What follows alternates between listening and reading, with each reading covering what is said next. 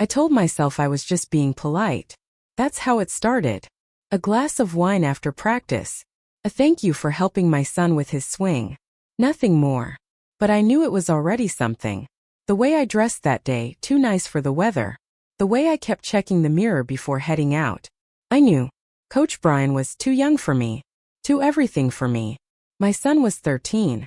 Brian had probably just turned 30. That should have been the boundary right there. But boundaries blur in empty kitchens and quiet houses. It was late September, still warm enough to leave the back door open. I remember the breeze moving the curtain just slightly, like someone exhaling. The way he leaned against the counter, arms crossed. The way his eyes didn't look away when I laughed too hard at his joke. I should have stopped, but I didn't. I told him he could stay for dinner. It was innocent, I said. Leftover pasta and a second bottle of wine. He said, only if you eat with me. And I felt it. That sharp, slow drop in my stomach. Like the moment before a roller coaster falls. I sat across from him at the kitchen table, pretending to be calm. But my fingers wouldn't stop brushing the rim of my glass. My knees stayed angled toward him, even though I told them not to. We talked about my son. About the team. About nothing. But it felt like something. And then a pause.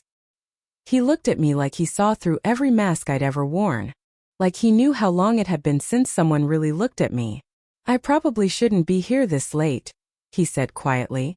And I don't know why I said it. But I did. Then why are you? He didn't answer. Not with words.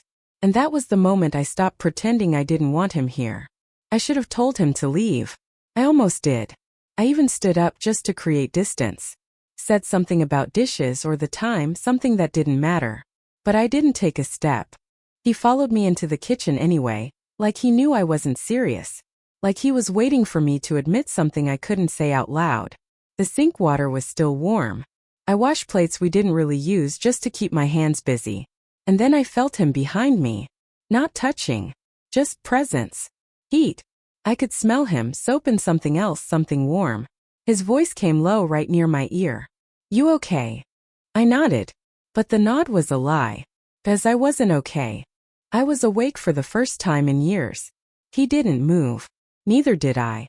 It was like time had folded into this small electric silence. I could feel my pulse in places I'd forgotten existed. I should go, he said again. But even he didn't believe it. I turned then slowly, too slowly. And we were close. Too close. His eyes dropped, then came back up. And I swear to God, I thought he was going to kiss me right there. I think I wanted him to. But he didn't. He just looked at me. Like he was giving me the chance to say no. Like he knew that if he made the move, I wouldn't stop him. That scared me more than anything. So I did the one thing I could. I broke the moment. I stepped back. Picked up a dish towel. Something to hold. You really care about those boys, I said, trying to change the subject. His face softened. Yeah, I do. And then softer. You've got a good kid. I felt a twist in my chest. Guilt maybe. Or just the weight of everything unsaid. Thanks, I whispered. He smiled. But there was something else in that smile now. Something darker. I should really head out, he said again. But neither of us moved. Not yet. If he had touched me, I don't know what I would have done. That's the truth. And I hate how much I wanted him to. He stood by the door for a second, fingers resting on the handle but not turning it. I didn't mean to make things weird, he said. His voice was low. Gentle. Like he was afraid to spook something fragile. I shook my head too quickly. You didn't. It's fine. Really. But my voice cracked and he heard it. He looked at me like he wanted to say something more. Then didn't. He opened the door, stepped out onto the porch. The night air followed him in. Cool against the heat he'd left behind. I should have let it end there. I could have gone to bed. Buried the night beneath excuses and dreams. But instead, I followed him. Just a few steps. Bare feet on the old wooden floor. He turned when he heard me. We stood there between in and out. Light and dark. I wasn't expecting this, I said, meaning more than just tonight. He smiled, but it was a sad smile. Me either. And then, his hand reached up slow like he was still giving me time to stop it. But I didn't. He brushed a piece of hair behind my ear. barely touched me, and I felt it like lightning. "I think about you more than I should," he whispered. My breath caught, and every part of me that had been asleep woke up. I should have said something.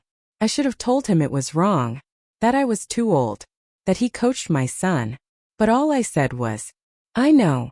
And in that moment, he wasn't just my son's coach anymore. He was the one person who'd seen me. We didn't kiss, but it felt like we had. That tiny space between us carried every yes and no we hadn't spoken. His hand hovered near mine as he stepped back, and I felt cold. Immediately.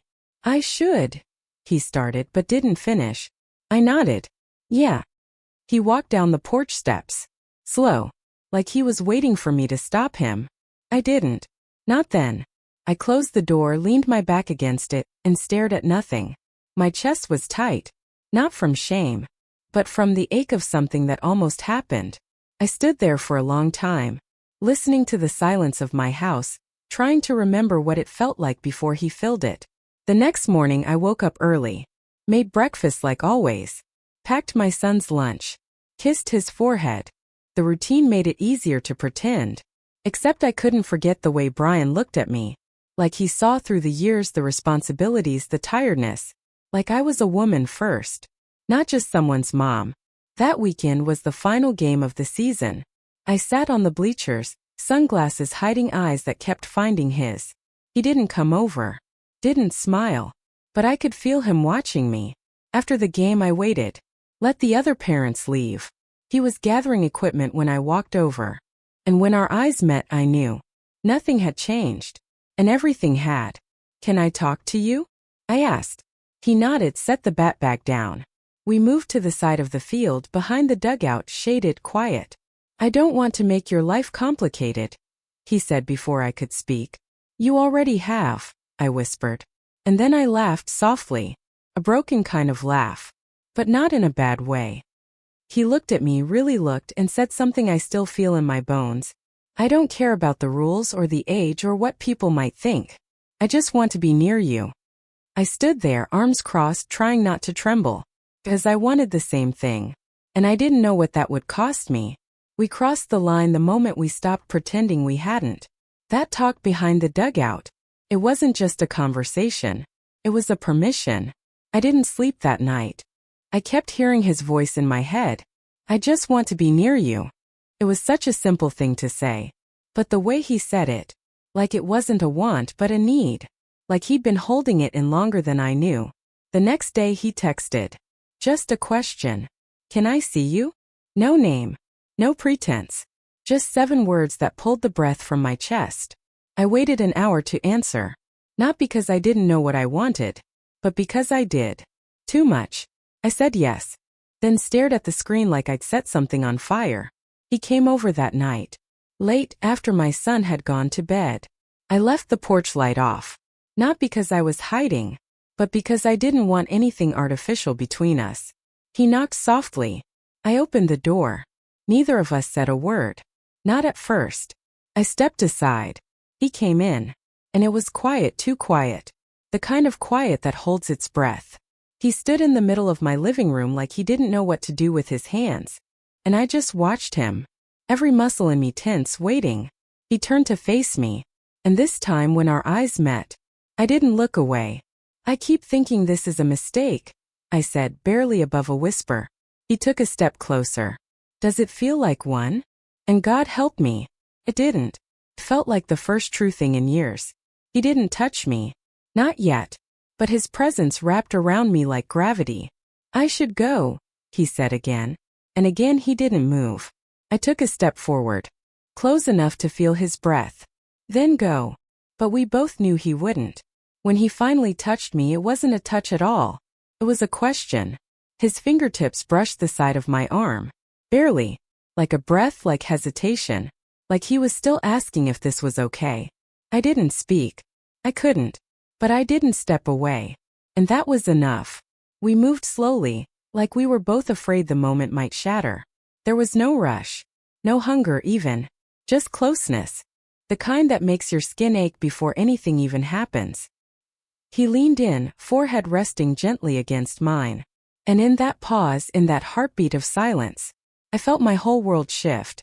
"I think about you at night," he said. His voice was almost a whisper, but it rang through me like thunder. "I think about what it would feel like to be wanted by you." My hands reached up without thinking, and found his chest. Warm, solid, rising and falling in sync with mine. "I don't know what this is," I murmured. And I meant it. It didn't feel like lust. It felt like recognition. His lips brushed the side of my face. Not a kiss, just presence. A promise not yet made but already felt. I let myself lean into him. And when I did, it felt like falling but softer. He pulled back just enough to look at me, like he needed one last yes. And all I could do was nod. That was the beginning. Not of the night, but of everything that came after. It wasn't wild. It wasn't rushed.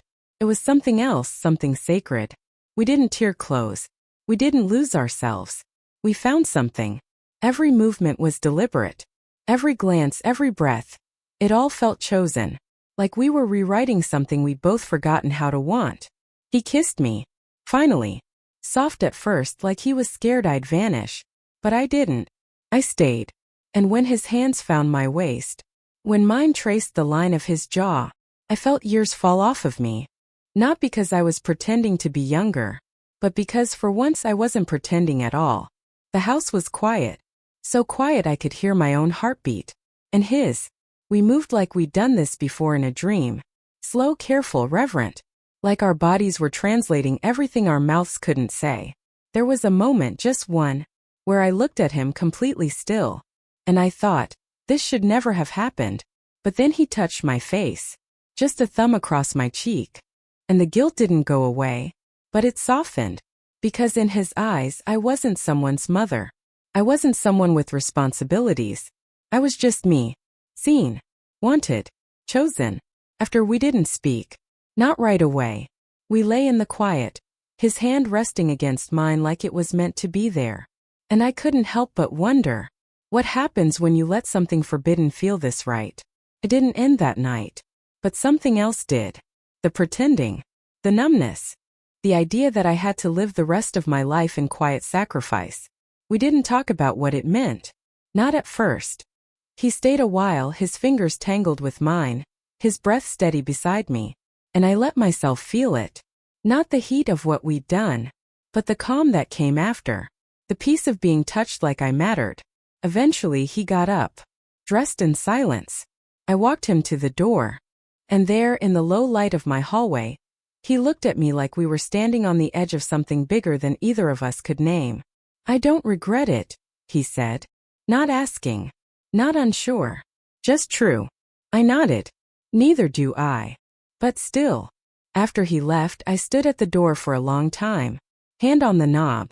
Face tilted toward the night. Because I knew what was coming. The complications. The guilt. The way the world would never see this as what it really was. Not a mistake. But a moment of truth. And now, weeks later, I still see him. Not often. Carefully. Quietly. It's not a relationship. It's not casual. Something in between. Something that lives in stolen moments and long glances at the grocery store. I don't know where it's going. Maybe nowhere. But when I close my eyes at night, I still feel his hand resting against my ribs, like it's keeping me from falling apart. And maybe that's enough. Maybe some stories don't need an ending. Just a beginning we were brave enough to let happen. End.